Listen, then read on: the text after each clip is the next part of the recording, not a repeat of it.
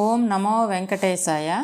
Friends, శ్రీమోకలింగంలో ఉన్న శ్రీమోకలింగేశ్వర దేవాలయం గురించి మరోసారి అక్కడ ఉన్నటువంటి పంతులు గారి మాటల్లో వినండి. ఇక్కడ పంతులు గారు టెంపుల్లో చెప్పడం వల్ల కొంచెం డిస్టర్బెన్స్గా ఉంది ఫ్రెండ్స్, ఏమనుకోవద్దు, ఓకేనా? శ్రీముఖలింగం, శ్రీ అంటే గోవు, శ్రీ అంటే లక్ష్మి, శ్రీ అంటే మంగళకరం. అయితే ఇక్కడ ఏంటంటే గోవుతో ముఖలింగేశ్వరుడు తాలూకా ఆకారం, గోకర్ణము, ఆవు చెవి ఏ మాదిరిగా ఉంటుందో ఆ మాదిరిగానే శివుడు ఇక్కడ దర్శనాన్ని ఇచ్చాడు. ఇక్కడ విశేషం ఏంటంటే ఈ భూలోకంలో ఎన్నో శివలింగాలు ఉన్నాయి, కానీ అవన్నీ దర్శన భాగ్యం చేత పాపాన్ని పోగొడతాయి. ఈ దర్శనం చేసినంత మాత్రానే మోక్షం కలుగుతుంది, సంశయం అంటూ అక్కర్లేదు. అలాంటిది ఈ ముఖలింగేశ్వర తాలూకా పుణ్యక్షేత్రం. ఈయన ద్వాపరయుగంలో ఇదంతా అరణ్యం, అప్పటికి ఆలయం అంటే ఏమీ లేదు. ఏ అరణ్యం? విప్ప చెట్లతో కూడే అరణ్యం. విప్ప చెట్లు అంటే మనం విప్ప నూనె తయారు చేస్తారే, ఆ విప్ప నూనె, విప్ప సారాయి తయారు చేసుకుంటుంటారు పోయి వాళ్ళు. అలాంటి అరణ్యము. ఈ అరణ్యంలో వామదేవుడు అనే మహర్షి ఉండేవాడు. ఆయన లోక కళ్యాణార్థం యజ్ఞం చేయించాడు. ఆ యజ్ఞానికి సమస్తమైన దేవతలు కూడా ఆహ్వానించాడు. దేవతలు 7 తెగలవారు: గరుడ, గంధర్వ, కిన్నర, కింపురుష, యక్ష, సిద్ధ, సాధ్యులు అనేవారు. అందరినీ ఆహ్వానించాడు. అందరూ వచ్చారు. ఏమిటి మహానుభావ, మమ్మల్ని పిలిచా, కారణం ఏంటని అడిగారు. ఏమీ లేదండి, ఈ విప్ప చెట్టుతో కూడే అరణ్యం ఎంతో అందంగా ఉంది, ఇక్కడ నేను యజ్ఞం చేస్తున్నాను, నా యజ్ఞానికి మీరంతా సహాయం చేయండి అని కోరాడు మహర్షి. ఒప్పుకున్నారు. యజ్ఞం తాలూకా పరికరాలు ఈ చోటనే తెచ్చారు. యజ్ఞం పూర్తి అయిపోయింది. యజ్ఞం తాలూకా ప్రసాదాలు దేవతలు పంచిపెడుతున్నాడు. పంచిపెట్టేటప్పుడు ఏ తెగవారికి పిలుస్తుంటో తెగవారు ఇస్తున్నారు. గంధర్వాయ స్వాహ అన్నాడు. గంధర్వులు అనే దేవతల్ని పిలిచేటప్పటికీ వాళ్ళు యజ్ఞం తాలూకా ప్రసాదాన్ని మర్చిపోయి ఈ అరణ్యంలో ఎవరు ఉంటారంటే కోయి వాళ్ళు ఉంటారు. ఆనాడు నాగరికత అంటూ లేదు, నగ్నదేయాలతో ఉన్నారు. ఆ నగ్నదేయాలతో ఉండే కోయి కన్యలను చూసి నవ్వుతూ ఉండిపోయారు గంధర్వులు అనే దేవతలు. మహర్షి కోపం వచ్చి, మీరు దేవతలయ్యేందు కూడా మానవుల్లా ప్రవర్తిస్తున్నారు కాబట్టి మీకు అదే రూపం వచ్చుగాకని చెప్పించాడు. వెంటనే గంధర్వులు అనే దేవతలు కోయివాలుగా మారిపోయారు. స్వామి, మా శాప విమోచనం ఏనాడుస్తుందని ప్రాధేయపడ్డారు గంధర్వులు అనే దేవతలు. ఆ మహర్షి ఏమన్నాడంటే, నా శాప మోగమం ఇంత వేగం రాదు. ద్వాపరయుగం అంతం కలియుగ ప్రారంభంలో విప్ప చెట్టు నుంచి శివుడు ముఖంతో పుడతాడు. ఎప్పుడైతే మీకు ఆ ముఖ దర్శనం కలుగుతుందో మీ శాప విమోచనం అయ్యి దేవతలుగా మారతారు. అంతవరకు భూలోకంలో కోయివాలుగా ఉండండి అని అభయాన్ని ఇచ్చాడు మహర్షి. ఒప్పుకున్నారు. యజ్ఞం పూర్తయిపోయింది. తదిమా దేవతలంతా ఎవరి లోకాలకు వెళ్ళిపోయారు. తప్పు చేసే గంధర్వులు అనే దేవతలు ఈ భూలోకంలో కోయివాలుగా మారిపోయారు. ఆ కోయి పిల్లల్ని పెళ్లి చేసుకొని కందమూరాలు తింటూ చిన్న చిన్న కుటీరాలు కట్టుకొని కాలయాపన చేస్తున్నారు. ఈ కోయి వాళ్ళకందరికీ కులపెద్ద ఉండేవాడు. ఆయన పేరు చిత్రసేనుడు. ఆయన కూడా కోయావుడినే పెళ్లి చేసుకున్నాడు. కోయావుడి పేరు చితి. ఇలా కొంతకాలం తర్వాతను శ్రీశైలం నుంచి ఒక భక్తురాలు కొంత ధనాన్ని మూట కట్టుకుని తిని బండారాల సంచిలో వేసుకొని, ఆనాడు ఈ బస్సులు, కార్లు అంటే ఏమీ లేవు, కాలనడగన నడుచుకుంటూ కాశీ వెళ్దామని చర్చిస్తుంది. కొంతకాలానికి అరణ్యం చేరింది. చీకటి పడి ఆ జంతువుల తాలూకా అరుపుడు విని భయపడి ఆ కోయి వాళ్ళు ఉండే పల్లె దగ్గర వెళ్ళి చిత్రసేనుడు అనే రాజుని ఆశ్రయించి, రాజా, కాశీ వెళ్తున్నాను, మార్గ మధ్యలో చీకటి అయిపోయింది, ఆడదాన్ని ఒక్కరోజు మీ ఇంటి దగ్గర ఉండి తెల్లవారు తెలిపోతున్నాను, నన్ను మీరు ఆదరించండి అడుగుతుంది. సరే మా ఉండంటాడు. ఆ చిన్న కుటీరం ఉంది, ఈ అరణ్యంలో పండే పళ్ళు కాయలు ఇచ్చాడు, తిని పడుకోమని చెప్పాడు. తెల్లవారు లేచింది. పక్కనే నది ఉంది, వంశధార అంటారు. ఆ నదిలో పోయింది, స్నాన సంధ్యాలు చేసుకుంది. మహాశివభక్తురాలు. నిధుడు విభూతి బట్టి పెట్టుకొని మెల్ల ఉండే రుద్రాక్షని జపం చేసుకుంటూ రాత్రి ఆవిడ పడుకుండే కుటీరానికి వచ్చేస్తుంది.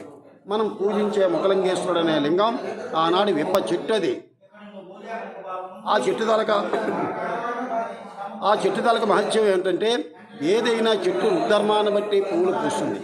ఆ చెట్టు అలా కాదు, 365 రోజులు పువ్వులు పూస్తూనే ఉండేది. ఎందుచేత రాబోయే కాలం యందు శివుడు చెట్టులోంచి ఉద్భవించి ఈ కోయి వాళ్ళ తాలూకా శాపాన్ని విమోచించేశాడు. ఆ చెట్టును చూసింది, ఆశ్చర్యపోయి ఆ చెట్టునే పూజించుకుంటూ ఎక్కడే స్థిరంగా ఉండిపోయింది. కాశీ మర్చిపోయింది. కోయిరా చూశాడు. అమ్మా, మేము కోయి వాళ్ళ, మా మనసు ఎలా ఉంటుందో మేము చెప్పలేము, మీ దారిలో మీరు కాశీ వెళ్ళిపోండమ్మా అని చెప్తాడు. లేదు రాజా, ఆ చెట్టులో ఏదో మహత్యం ఉంది, ఆ చెట్టు పూజలు చేసిన కొద్దీ నాకు ఎక్కడికి వెళ్ళబుద్ధి వేయటం లేదు, నన్ను మీరు వివాహం చేసుకుని కోరుతుంది. ఇదివరకు ఆయనకు భార్య ఉంది, ఆవిడ తాలకు అనుమతి పుచ్చుకొని ఈవిడితో వివాహం చేసుకున్నాడు. ఇప్పుడు ఇద్దరు భార్యలు అయ్యారు. ఆ ఇద్దరికి జీవనోపాధి ఏమి లేదు.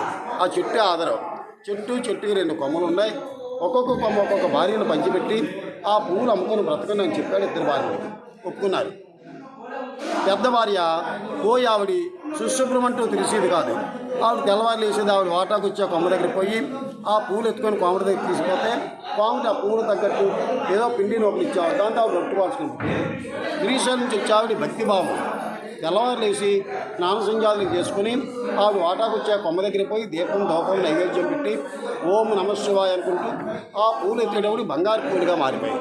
బంగారు పూలు తీసుకుని కోమటి ఇస్తే ఖరీదైన సామాన్ ఇచ్చేవాడు. దాంతో ఆవిడ పట్టణం జాతి వారి చూసింది. ఆవిడ బంగారు పూలు పడుతున్నాయి, నాకు ఇప్ప పూలు పడుతున్నాయి, నాకు ఆ కొమ్మ కావాలని పడుతున్నట్టు. రాజు ఇద్దరిని సమానంగానే చూసుకుంటున్నాడు. సరే అన్నాడు. దీని కొమ్మ దానికి, దాని కొమ్మ దీనితో మార్చాడు. మార్చినప్పుడు నీ భక్తి అంటూ ఎక్కడుందో భగవంతుడు అక్కడనే ఉన్నాడు. మరి యథాప్రకారంగా జాతి వారికి ఇప్ప పూలే పడుతున్నాయి. శ్రీశైలం తెచ్చాలని భక్తి భావించిన బంగారు పూలు పడుతున్నాయి. జాతి వారి ఓరవలేకపోయింది.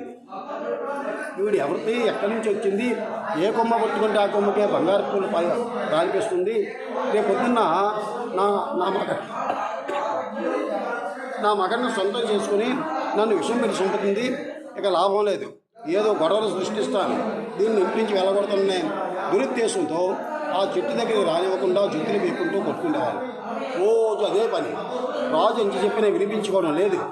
ఒకరోజు వేట గురించి అరణ్యానికి వెళ్ళాడు. వేట చేసుకొని పోయి రాజు కదా, మత్తు పానీయాలు పుచ్చుకొని ఇంటికి వచ్చేస్తున్నాడు. వచ్చేటప్పుడు ఇద్దరు భార్యలు ఆ చెట్టు దగ్గర కొట్టుకుంటున్నారు. చూశాడు. అయ్యో, ఒక యజమానికి 2 భార్యలు ఉంటే బ్రతికే వైరంగం అంటారు కథలు. వీటన్నిటికీ కారణం చెట్టు లేకపోతే ఏ గొడవ ఉండదని కత్తి చెట్టునే నడిపించాడు. చెట్టు తాలూకు పై భాగం తెగిపోయింది. ఆ మొదల భాగం శివుడి తాలూకు జన్మభూమి. కన్నులు పట్టని మెరుగుతో అగ్నిజ్వాలలు మండిపోయాయి.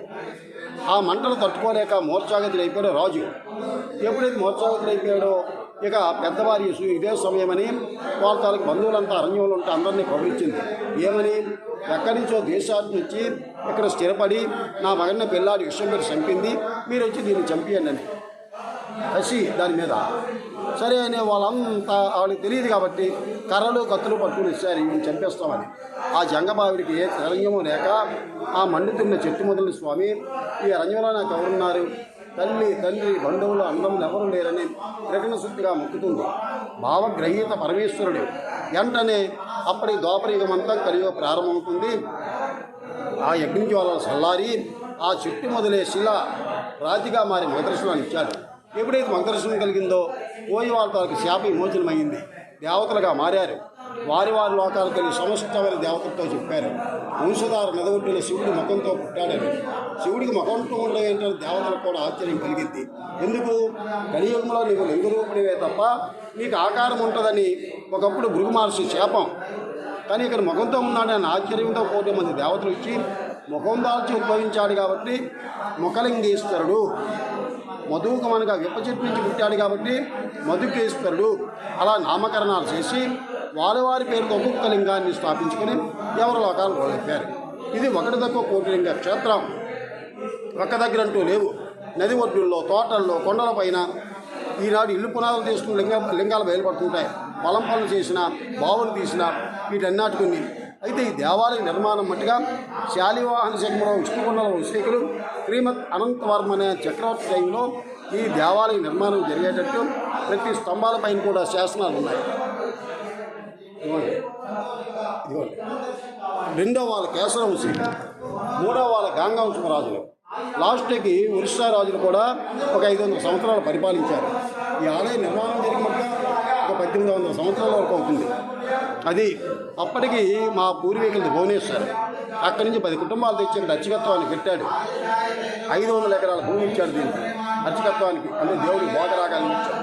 చాలా వైభవంగా నడుస్తుంది.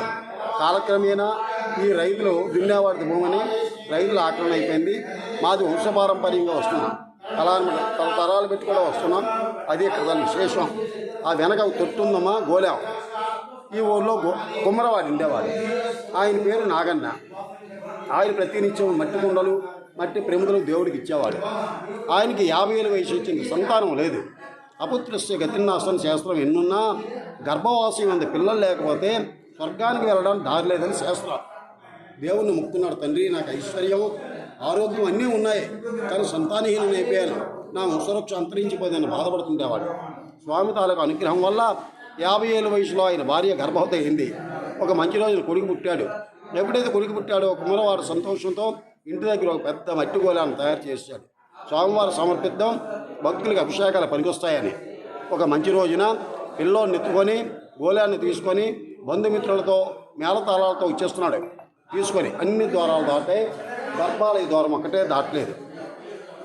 ద్వారం చిన్నది, గోళం పెద్దదైపోయింది. కొడుకు పుట్టాడని ఆనందంతో కొలతలు చూడకుండా తయారు చేసి పని వాళ్ళతో నెట్టేస్తులోనికి వెళ్ళడం లేదు. అప్పుడు బయట నుంచి, స్వామి నువ్వు ఇచ్చే కొడుకుని నేను తీసుకున్నాను, నేను ఇచ్చే మట్టి గోళాన్ని నువ్వు తీసుకోలేదు, నాకెందుకయ్యా పిల్లోడని తొట్టి అక్కడి నుంచి గోళం అక్కడి నుంచేసి దాంట్లో పిల్లోని వేసి పూజ సామాన్లు అన్నీ వదిలి దేవుడి మీద కోపం చేత భాగ్యం తీసుకుని వెళ్ళిపోయాడు.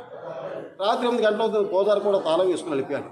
అర్ధరాత్రి సమయం అవుతుంది. స్వామివారు వాడి భక్తి మెచ్చుకొని మేఘ ఉరుములు ఎలాంటి శబ్దాలు వస్తాయో ఆ శబ్దాలతో ఈ బయట ఉండే గోళం ఇప్పుడు ఉండే బాగానే పోయింది.